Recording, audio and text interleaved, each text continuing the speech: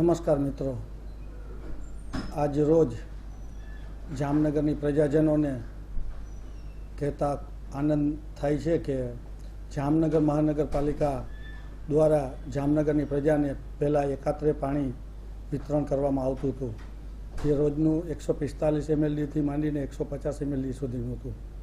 સરકારશ્રીના આદેશ અને બધા મહાનગરપાલિકામાં લગભગ મહાનગરપાલિકામાં રોજિંદુ પાણી અને પ્રજાજનોના પણ કહેવાથી રોજિંદુ પાણી આપવા આજરોજ નિર્ણય કરવામાં આવેલો છે. જે પૈકી અમે લોકો રોજ પાણીનું હવે વિતરણ કરશું. એમાં 13 ઝોન છે. એમાં કાલથી દશેરાના દિવસે આપણે એક ઝોનમાં ટ્રાયલ માટે અત્યારે ટ્રાય કરી રહ્યા છીએ, જે રણજીતનગર સોલેરિયમ ઝોન છે, જેમાં દૈનિક આપણે 25 મિનિટ પાણીનું અત્યારે વિતરણ કરશું.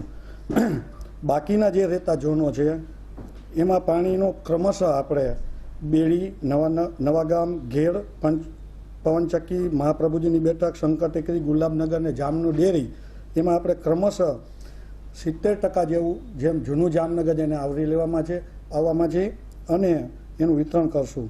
આ વિસ્તારોમાં કાલથી શરૂ થતું દશેરાના પવિત્ર દિવસે આપણે પાણીનું રોજ વિતરણ કરશું અને ક્રમશઃ આપણે ધીરે ધીરે 1 મહિના સુધીમાં તમામ જામનગરની પ્રજાને દૈનિક 25 મિનિટ પાણી મળી રહે એટલું આપણે પાણી બધાને આપશું અને પ્રજાજનોના લાગણી અને એને માન આપી આ નિર્ણય કરવામાં આવેલો છે. અત્યારે 45 મિનિટ જેવું થાય છે અને 145 mLથી 150 mL સુધીનું થાય છે. એમાં આપણે સમયનો ઘટાડો થોડોક કરેલો છે, એટલે રોજે રોજનું જે પાણી વેસ્ટેજ જતું હતું એ પબ્લિક પોતાનો સદુપયોગ એ સમયનો કરશે ને પાણી વેસ્ટેજ ન જાય અને રોજે જાય. જાણી ઘણા માણસો હોય કે એ દિવસે એને રજા હોય તો એ દિવસે પાણીનું વિતરણ હોય અને એ દિવસે પોતે ઘરે ન હોય તો પાણી એને મળતું નહીં.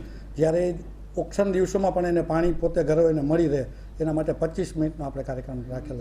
આપણું બધું સેટઅપ ને એ બધું જોવાનું હોય ને, આપણું સેટઅપ થાય.